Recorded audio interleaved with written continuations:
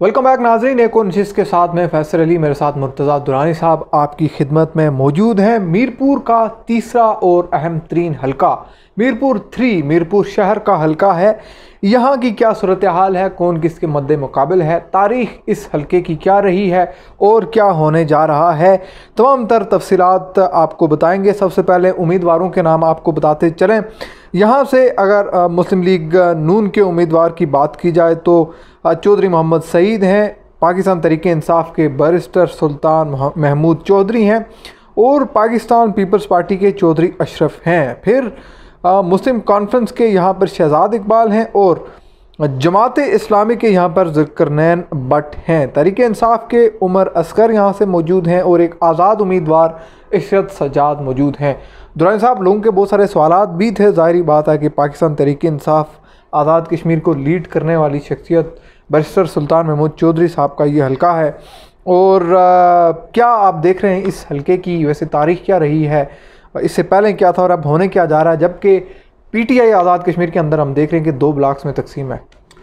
देखें, ये हलका जो है बैरिस्टर सुल्तान महमूद यहाँ से बार कामयाब हुए और उन्होंने एमएलए बने, लेकिन एक बार जो है 91 में अरशद गाजी साहब यहाँ पे कामयाब हुए और उसके बाद में 96 में बैरिस्टर सुल्तान महमूद दोबारा कामयाब हुए और वज़ीर आज़म बने इस हलके से। फिर 2001 में बैरिस्टर सुल्तान महमूद साहब ने बैरिस्टर साहब तीसरी बार जो है वो इधर से एमएलए मुंतखब हुए और 2006 में भी वो एमएलए मुंतखब हुए चौथी बार। 2011 में वो पीपल्स पार्टी के प्लेटफार्म से 5वीं बार एमएलए बने। 2006 में उन्होंने अपनी पार्टी बना ली थी जो पीपल्स मुस्लिम लीग, उसके प्लेटफार्म से वो इलेक्शन विन किया उन्होंने। 2011 में जो है वो फिर पीपल्स पार्टी के प्लेटफार्म से उन्होंने इलेक्शन लड़ा और फिर ये हुआ कि उनके इख्तलाफात हो गए 2014 में, तो उन्होंने यहाँ से इस्तीफ़ा दिया इस नशिस्त से और ज़िमनी इंतखाब हुआ, तो फिर उन्होंने अपनी जो है वो पाकिस्तान तहरीक इंसाफ के प्लेटफार्म से इलेक्शन विन किया जी, जब वो पाकिस्तान तहरीक इंसाफ का हिस्सा बन गए। और फिर 2016 में जो है वो अनफॉर्चुनेटली पहली बार इलेक्शन लूज़ किया उन्होंने और चौधरी सईद साहब जो वहाँ पे कारोबारी शख्सियत थे, वो सियासी उनका कोई बैकग्राउंड नहीं था, उन्होंने इनको मुस्लिम लीग नून के प्लेटफार्म से शिकस्त दी। जो बैरिस्टर सुल्तान महमूद की जो सियासी ग्राफ था उसको नीचे गिरा दिया चौधरी सईद साहब की कामयाबी ने, क्योंकि बैरिस्टर सुल्तान महमूद इससे पहले नाकाबिल शिकस्त तस्वर किए जाते थे।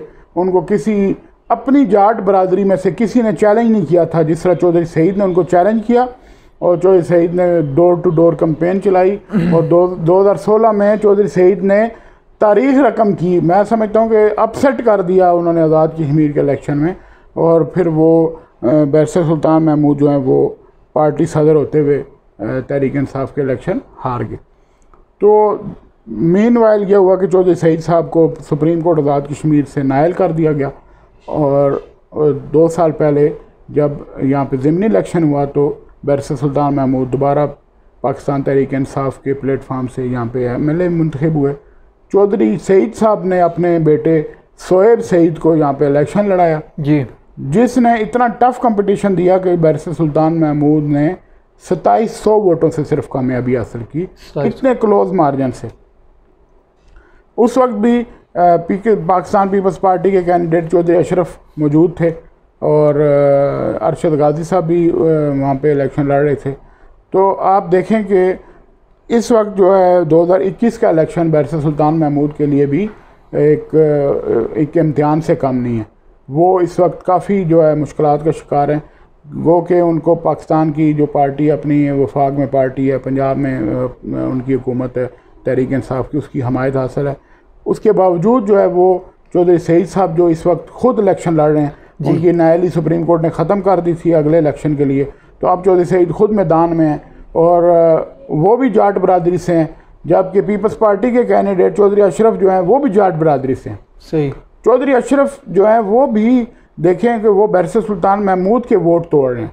वो खाड़क और ये जो मुख्तलिफ जो देहाती दे इलाके के वोट हैं मीरपुर सिटी के, उसमें से बैरिस्टर सुल्तान महमूद को वो नुकसान पहुँचा रहे हैं, जबकि चौधरी सईद साहब जो है शहरी इलाके में टफ़ टाइम दे रहे हैं बैरिस्टर सुल्तान महमूद को।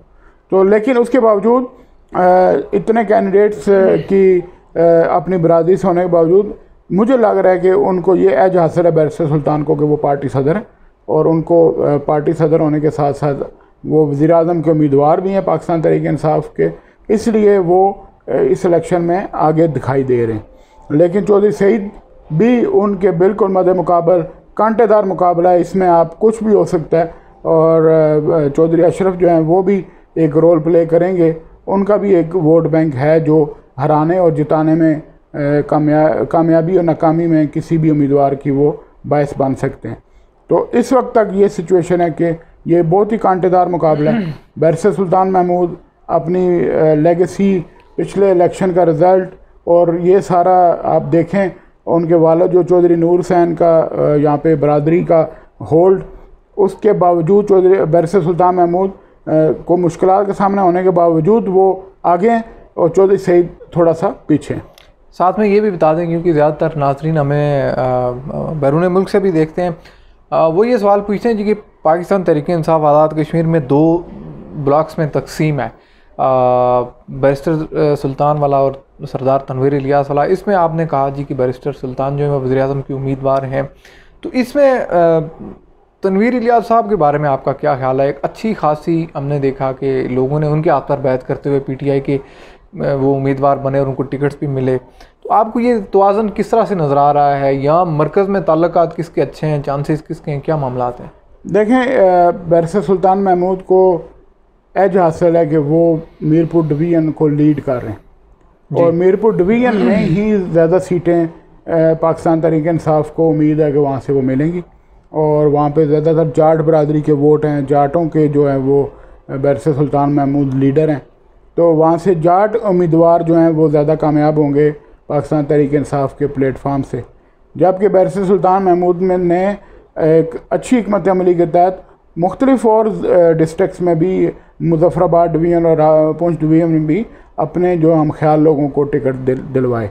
सही। तो इसलिए मुझे ये लग रहा है कि बैरिस्टर सुल्तान महमूद का पलड़ा भारी है वज़ारत उज़्मा के लिए इस वक्त, और तीसरा उम्मीदवार भी आ सकता है अगर इन 2 की लड़ाई होती है, और पार्टी जो है इन दोनों में कंपटीशन करा के किसी तीसरे को लाना चाहती है, तो वो तीसरा उम्मीदवार का भी चांस मौजूद है। लेकिन इस वक्त तक बैरिस्टर सुल्तान महमूद जो हैं वो मजबूत उम्मीदवार हैं वज़ारत उज़्मा के, और उनके साथ साथ उनको अपने ही बरादरी के, जाट बरादरी के उम्मीदवार अनवार उल हक जो बिमर्स हैं, उनसे भी ख़तरा ला के कि वो भी वज़ारत उज़्मा के उम्मीदवार हो सकते हैं अगर वो इलेक्शन विन करके, क्योंकि चौधरी अनवार उल हक अपने आप को बड़ा जाट समझते हैं।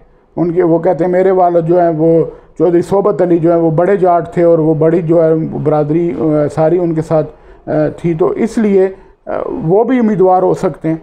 जबकि पुंछ डिवीज़न से भी वज़ारत उज़्मा का कोई एक आध उम्मीदवार हो सकता है, जिसमें सरदार तनवीर इलियास हैं, और भी कोई एक उस्मान बुज़दार जो है वहाँ से बरामद हो सकता है। सही।